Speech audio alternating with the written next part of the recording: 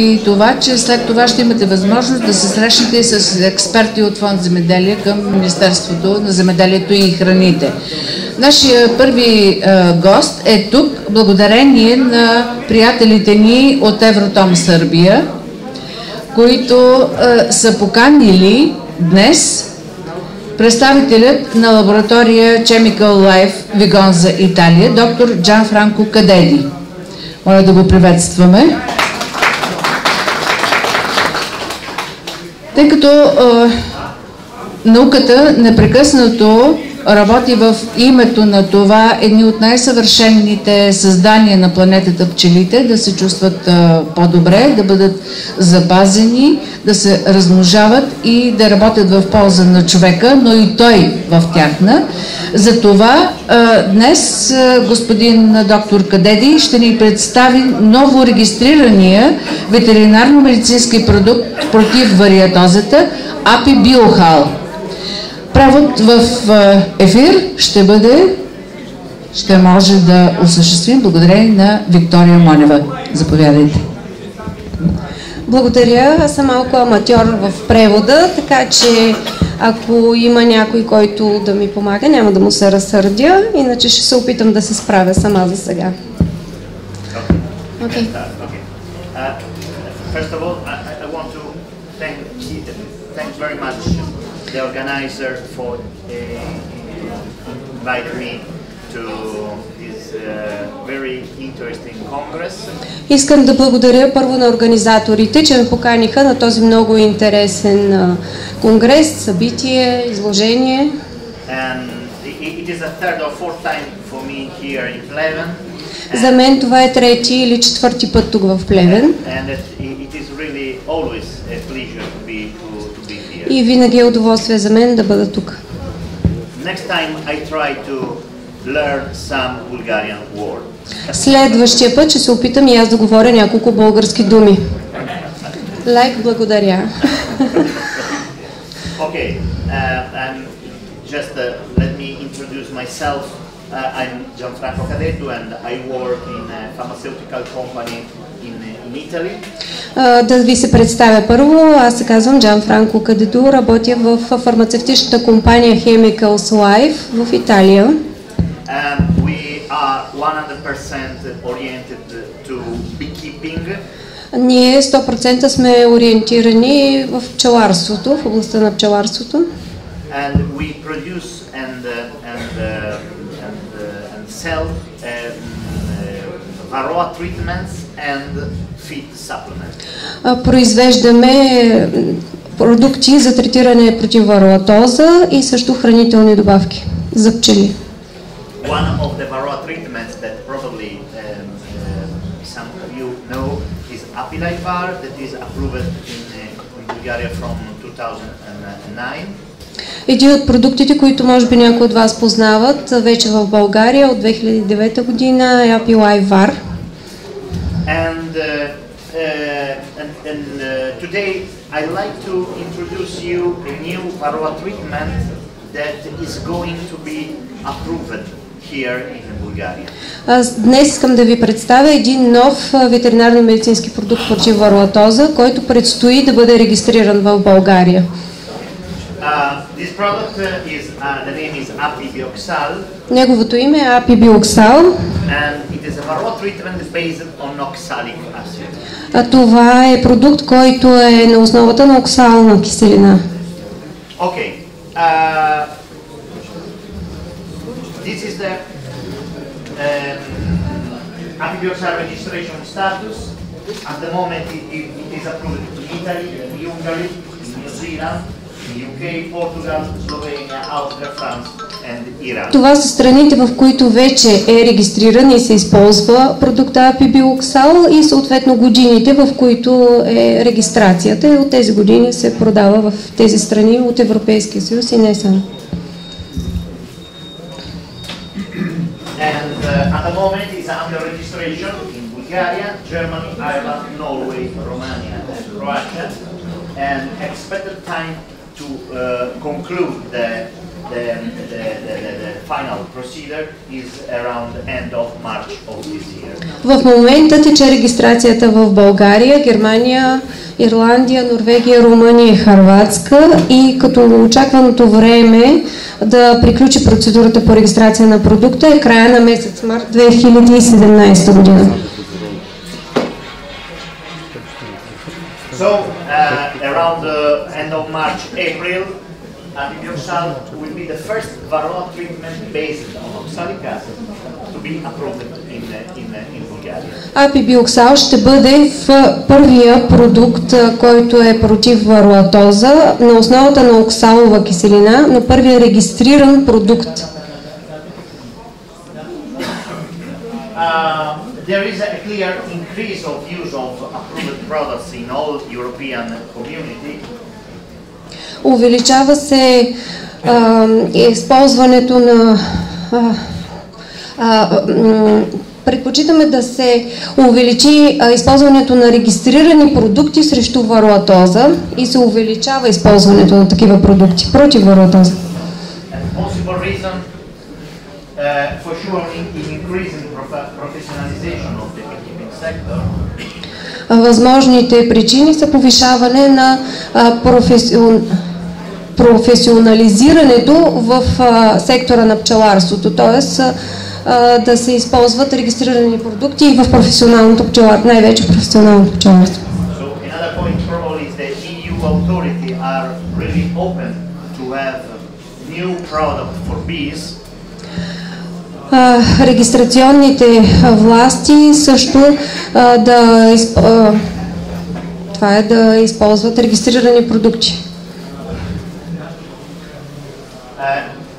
A clear confidence to use safe, effective and authorized products by beekeepers.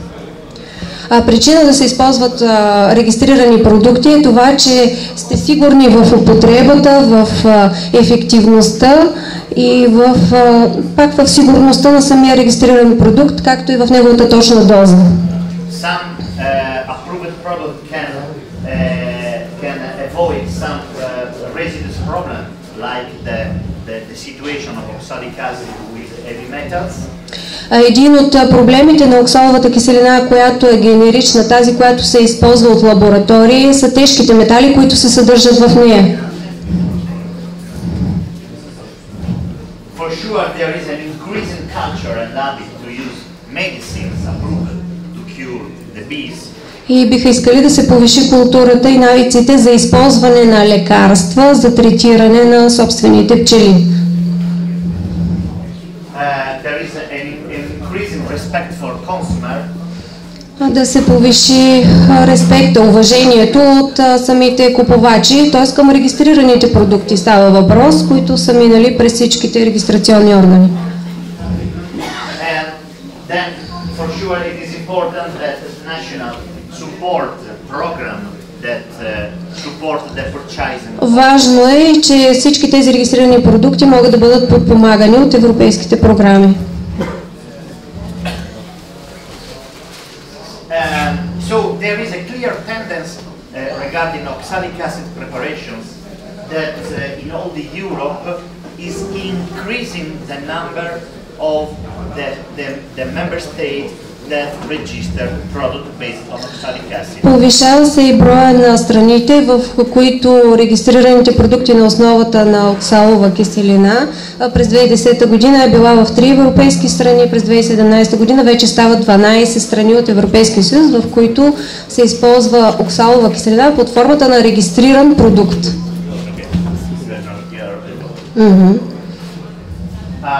So you know that for many times there was a lack of oxalic acid based pharmaceutical formulation in all European countries that forced beekeepers to use homemade preparation.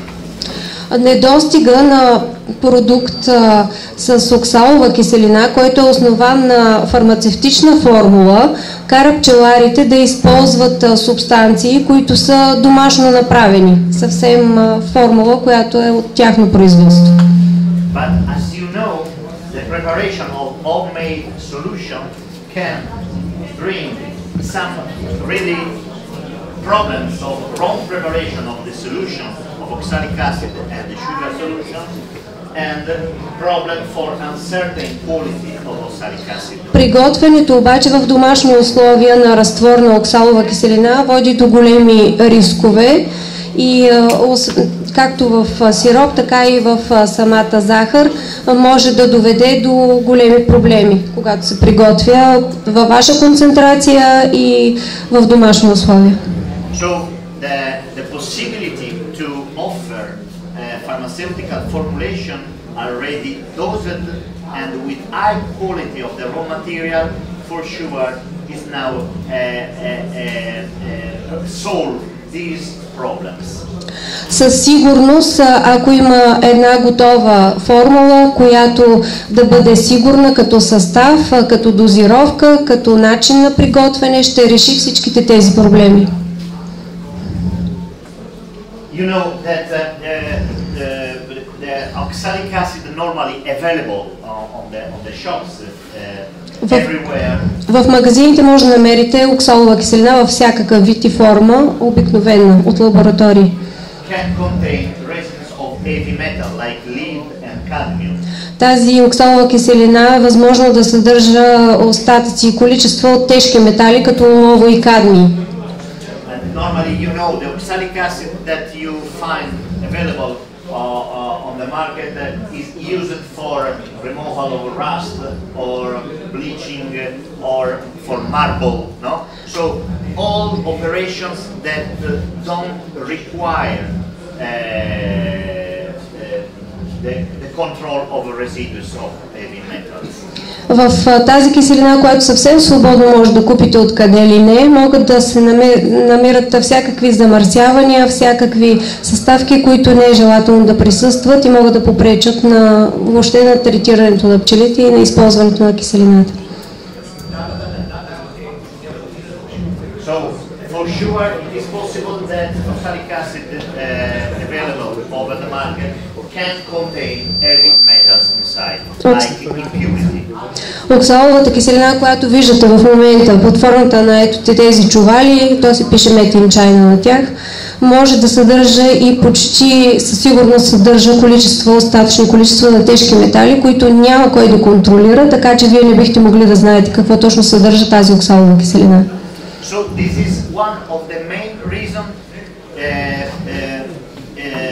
because the authority invites the pharmaceutical company to make the approval of pharmaceutical formulation based on oxalic acid. Това е една от основните причини регистрационните органи фактически да разрешат и да подпомагат съставянето на една формула, която да бъде без всичките тези замърсявания и да може да се предлага на пазара регистриран продукт на основата на оксалова киселина. This is a research made in Italy some years ago by a group of vets. Това са анализи, които са направени в Италия от една група от ветеринарни аптеки, в които са изследвали различни продукти на основата на оксалова киселина, които са нерегистрирани продукти, а просто оксалова киселина в пакети. And they collect samples from some shops that sell to beekeepers oxalic acid. Събрали са мостри от различни магазини, които са продавали оксалова киселина на пчелари. And they found that in one shop, one sample based on oxalic acid and it contained a high percentage of lead in comparison to the others. В една от мострите са открили много високо съдържание на тежки метали. So it proves that it is really possible to find oxalic acid over the market that contains residues of heavy metals. Така че е много голяма възможността в каквато и да е мостра от оксалова киселина, в какъвто и да е пакет, да бъдат открити остатъци на тежки метали. The International Agency for Research on Cancer has classified substances contained lead as possibly carcinogenic to humans. Международната агенция за изследвания на рак е класифицирала субстанции, съдържащи остатъци от тежки метали, като възможно канцерогенни за хората. And for this reason, there is an EU regulation, very recent, of that entered in force in January 2016, that fixed a maximum lead content in the honey at 0.10 milligram per kilo. Затова излиза Европейския регламент от 2015 година, който казва, че максималното съдържание, което може да има тежки метали в меда е 0,10 мг на килограм. So, all the honey, for example, that is exported between the EU countries, one of the control that is made now is just the content of lead inside of the honey. Затова и меда, който се изнася от всяка страна, се правят много подробни изследвания по отношение на тежките метали, за дали има съдържание над максимум. In our product that I'm going to introduce you, each batch of the raw material that we use is subjected to a strict specification control, including the presence of heavy metals. Всяко количество от основата на оксалова киселина, от оксаловата киселина, която се използва за да се направи продукта апибиоксал, във всички случаи се изследва и е подложена на много стриктен контрол, който включва и съдържание на тежки метали. Another problem is cadmium, another heavy metal that from this very recent research can lead to the weakening of the immune system of bees with effects of their health. Според органите, които правят регистрация на продуктите, остатъчни количества на кадми могат да доведат до срив в имунната система на пчелите и дават много отрицателен ефект върху тяхното здраве. Okay, so the active ingredient, oxalic acid, and the finished product, in case of apibioxal, must meet precise specification to ensure the pharmaceutical quality. Активната субстанция, оксаловата киселина и готовия продукт, която се използва оксаловата киселина, трябва да има много строг анализ, за да бъдат сигурни, че има фармацевтично качество. Има качество за фармацевтичен продукт. So we produce apibioxal and all our veterinary medicine following the procedures of GMP. Chemicals Life произвежда апибиоксала, както и всичките продукти за пчели, по процедурите на добрата производствена практика, което осигурява стандарт и качество на продукцията. So we chart the benefits of the formulation registered as a medicine. Какви са ползите от такава формула, която е регистрирана като лекарство?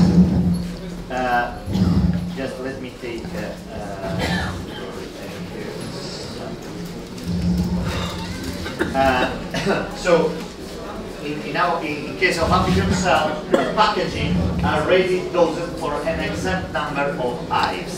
Пакета вече е дозиран за точното количество от бройките кошери, които ще бъдат третирани. So, for example, this is the smallest package, and it is for around 10-15 beehives. Това е най-малкият пакет, който е за 10 кошера. В зависимост от броя рамки с пчели може да бъде и за 15, но е за 10 кошера по принцип.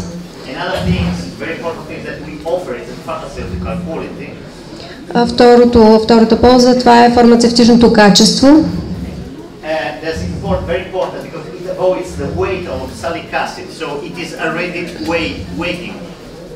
Това пакетче е претеглено. Това е абсолютно точно количество оксалова киселина.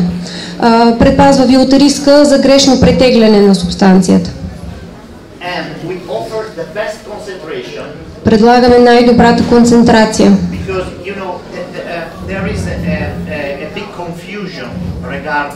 The concentration of oxalic acid used in all Europe, because in some countries the it is used at 2% or 3% or 3.5%. В различните страни концентрацията на оксалова киселина, която се използва, е различна, но е установено, че тази концентрация, която те използват, има най-добър ефект. Това е 4,2%. So when you dissolve this powder in sugar solution, you have 4.2% of oxalic acid pure and 60% of sucrose. Вие сте сигурни, че когато това пакетче го разтворите в захарен сироп, ще имате 4,2% концентрация на оксаловата киселина в разтвора и 60% в захарния сироп. And really, this concentration has been chosen by many bibliography, many scientific tests made in previous years. Тази концентрация е потвърдена от много научни изследвания през предишните години при прилагане на продукта. It avoids problems of heavy metals and HMF. Избягвате проблемите с тежките метали, остатъчното количество на метали и ХМФ. And the powder that is inside is easily soluble in sugar solution at room temperature, so it is not necessary to warm the sugar solution. Този прах много лесно се разтваря в захарен сироп на стайна температура, като не е нужно да загрявате, ако сте правили по друг начин сироп. And the excellent flow of the powder thanks to the excipient present inside.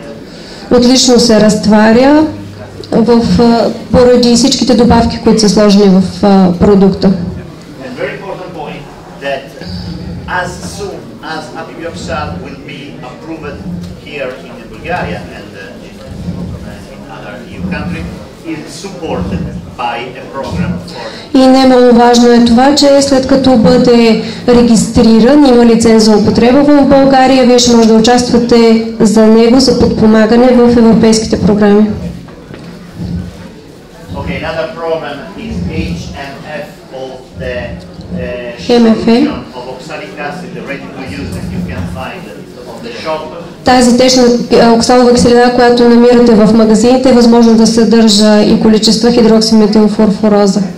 Това е риска също, като купувате киселина, която пише само оксалова киселина.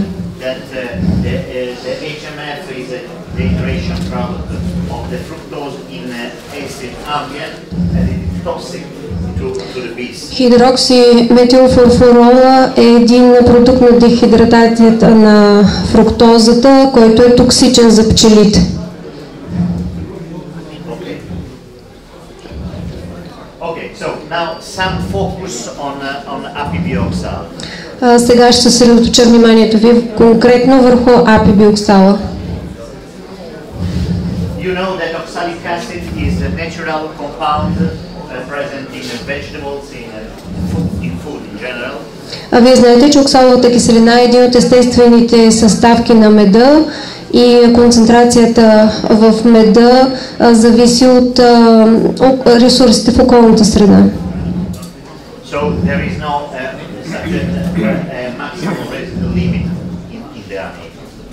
Има количества в меда от оксалова киселина, също в някои от плодовете и зеленчуците. And as you know, is one of the most common and best natural acaricides used against varroa. Оксаловата киселина е най-добра, има общи неща с естествените акарициди, които се използват против вароатозата. The way of action of oxalic acid is a mechanism of contact. Механизма на действие на оксаловата киселина е контактен. So the varroa mite is sensible to acid ambience. Акарите са чувствителни на киселинните съставки. When you can use apibioxal based on oxalic acid, Най-добре оксаловата киселина работи в семействата, когато няма пил. this is the only variable that can influence the action of the active ingredient oxalic acid. So you can have the best effectiveness in broodless colonies. Най-добра ефективност има, когато в семействата няма пил. So the normal period of use is for sure in the winter Нормалният период за използване на оксалова киселина е през зимата or in the summer, but you have to create an artificial stop of brew. Може да се използва и през лятото, но вие трябва по някакъв изкуствен начин да изолирате майката, за да може да не снася яйца, да няма пил в семейството. It is a method that is very common in Italy. В Италия много често се прилага този метод, да се постави майката в една клетка, да се изолира. Then, of course, you can use apipioxal for treatment of sores in the spring, for example. През пролетта може да използвате също оксаловата киселина в нуклеусите. Or every time you need to low the varroa mite infestation level. Винаги трябва да се стремим към намаляване на наличността на карите варо в семействата. So, for example, in the fall, if you see that the infestation level is high, you can make one administration of apipioxal. През есента, ако видите, че има голямо паразитяване на акари, вие може да направите едно третиране с оксалова киселина.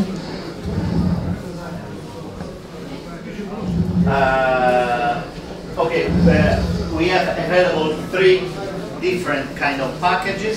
Има 3 различни упаковки. First thing, that 100 gram of this powder contains 80.6 gram of salic acid hydrate. The other are excipients. В 100 грама продукт се съдържа 88,6 оксалова киселина, което е активната субстанция на апибиоксал. The excipients are very important because it has got an hygroscopic activity, so there is no humidity inside of the bag. Ексципиентите, т.е. добавките, които са в продукта, помагат за една по-добра хигроскопичност на праха, за да може незабавно да се разтвори в захарен сироп. And 3 packages, the smallest, the medium and the biggest packages. And if you consider 10 frames full of bees, administration by trickling, it is for 10 beehives, for 50 beehives, and for 100 beehives. Най-малкият пакет е за 10 семейства, средния пакет за 50 пчелни семейства и най-големия пакет е предвиден за 100 пчелни семейства, но все пак зависи и от количеството пчели на рамките, т.е. от големината на семейството също. As you perfectly know, in the winter especially, you have the bees not in 10 frames, but you have in 5-6 frames. So the number of the beehives treated with packet is more than 10, more than 50, more than 100. Ако през зимата, вие знаете, поначало пчелите са по-малко, ако са на 5, 6, 7 рамки, един от малките пакети може да бъде използван и за повече от 10 пчелни семейства. 15, да. Два възможни методи на приложение. С накапване между рамките и с изпарение. Posology by trickling, you have opened the bag and dissolve all this powder in exact quantity of sugar solution. Начина на работа с продукта, отваря се пакета и се разтваря в захарен сироп, който трябва да бъде в съотношение 1:1, вода към захар. So, for example, this package has to be dissolved in half milliliter Сироп. 500 milliliter of sugar. Малкият пакет от 35 грама се разтваря в 500 мл захарен сироп, направен в съотношение 1:1. And then, with the syringe, you drink 5 milliliter for frame, for Dadan beehives, for Langston behind we suggest 4 ml for frame. С спринцовка след това накапвате 5 мл за рамка, която е пълна с пчели. Това става въпрос за Дадан Блат Кошер, за Лангстрот Рут се накапва по 4 мл за рамка.